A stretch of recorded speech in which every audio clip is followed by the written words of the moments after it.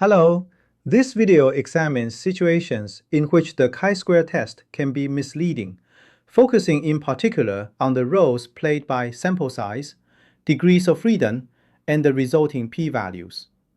While the chi-square test is widely used to assess goodness of fit and independence, its results are often interpreted mechanically, without sufficient attention to the conditions under which the test operates or the assumptions embedded in its calculation.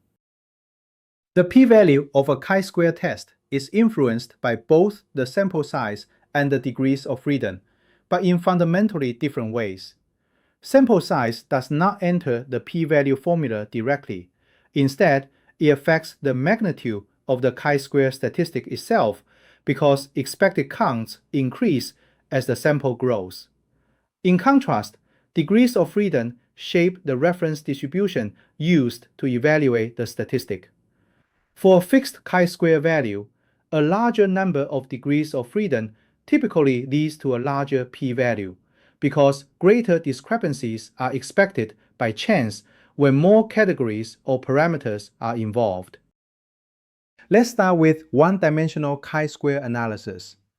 To illustrate this point, consider a coin flipping experiment in which a researcher flips a coin 100 times under the assumption that the coin is fair.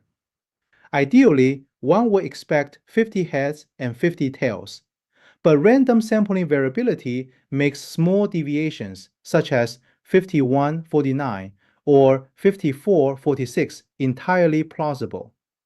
This raises a natural and important question. At what point does an observed deviation become sufficiently extreme that we should reject the assumption of fairness? In this context, a chi-square test will yield a statistically significant p-value when the outcome is 60 heads and 40 tails or beyond. Although the ratio appears to be only 6 to 4, the large sample size amplifies the chi-square statistic, making the deviation unlikely under the null hypothesis of fairness. This example demonstrates how large samples can produce statistically significant results, even when the observed imbalance may appear modest. However, the same logic does not apply when the sample size is small. If a coin is flipped only 10 times and the result is 6 heads and 4 tails, the chi-square p-value is approximately 0.5271, which is clearly not significant. In fact, with so few trials, the chi-square test refuses to declare the coin unfair unless the outcome is extremely imbalanced, such as 9 heads and 1 tail. This contrast highlights how sample size, rather than substantive deviation, can dominate the p-value. To illustrate how the degrees of freedom affects the p-value, we will use an example of a two-dimensional chi-square test in educational testing context. Suppose we expect more skillful students to answer a test item correctly and less skillful students to struggle. Yet, the observed data show that only 10 skilled students answered the item correctly, while 15 less skilled students did so. At first glance, this pattern appears counterintuitive and raises concerns about the quality of the test item.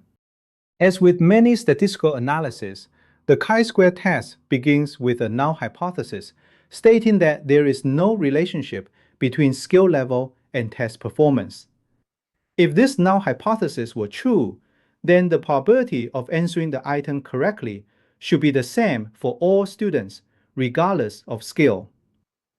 Since 30 out of 50 students answer the item correctly overall, the expected proportion of correct responses under the null hypothesis is 60%. Applying this expectation to the subgroup of less skilled students, who number 20 in total, we would expect 60% of them, namely 12 students, to answer the item correctly if the null hypothesis holds.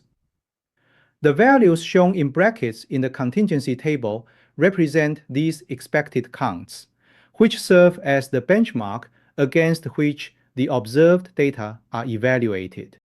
Although expected counts can be derived through logical reasoning, they can also be calculated more efficiently using the standard formula. The expected count equals the product of the row total and the column total divided by the grand total. For example, the expected count for less skilled students who answered incorrectly is obtained by multiplying 20 by 20 and dividing by 50, yielding a value of 8. This shortcut allows the entire table to be populated systematically. The table highlights discrepancies between expected E and observed O counts. To quantify this, apply the formula O minus E squared divided by E. For instance, in the cell more skilled answer correctly, the calculation is 10 minus 9 squared divided by 9, resulting in 0.111. This value indicates the local discrepancy, essential for understanding the fit between expected and observed data. You can apply the same formula to populate the entire table. The computed cell chi-square values highlight discrepancies between observed and expected counts.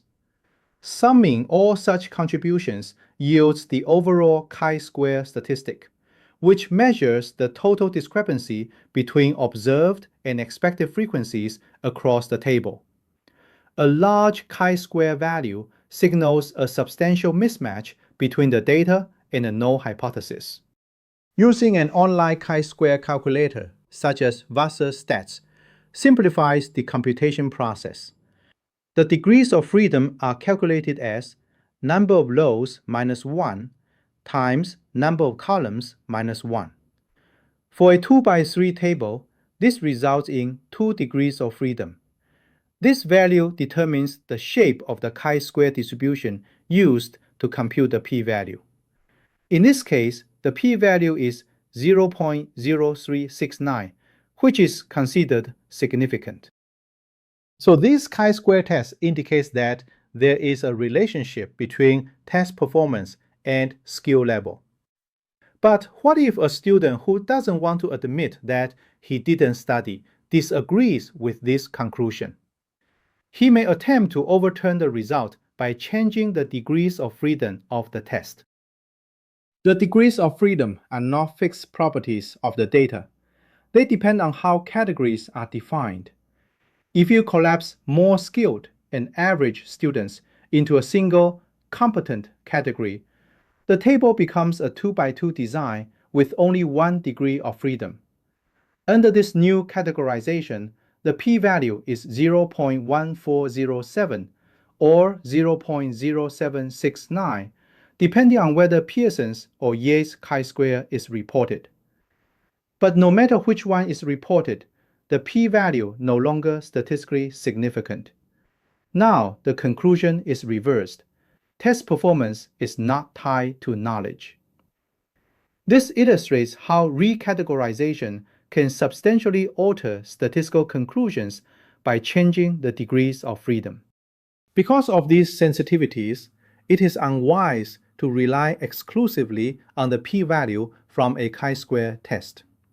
Complementary approaches such as effect sizes, including Kramer's V and odds ratios, confidence intervals, equivalence or minimum effect testing, and model-based methods like log linear or logistic regression can provide a more nuanced understanding of the data. Data visualization also plays a crucial role in revealing patterns that may be obscured by numerical summaries alone. Graphical displays, such as mosaic plots and dot plots, convey relative frequencies through visual cues like area size or the number of dots, allowing patterns to be assessed without formal calculations. By simply examining the visual structure of the data, analysts can often gain immediate insight into relationships that might otherwise be reduced to a single test statistic. The key takeaway is that statistical results should not be treated as invariant or universal truths. Researchers should avoid fishing for significance and engaging in p-hacking, and instead reflect critically on whether recategorization decisions are substantively meaningful. Triangulation. Examining data through multiple analytical lenses helps guard against misinterpretation. Ultimately, while numbers can sometimes mislead, well-chosen visualizations often provide a more trustworthy guide to understanding data patterns. The number can fool your mind, but the graph cannot fool your eyes. Thank you for watching.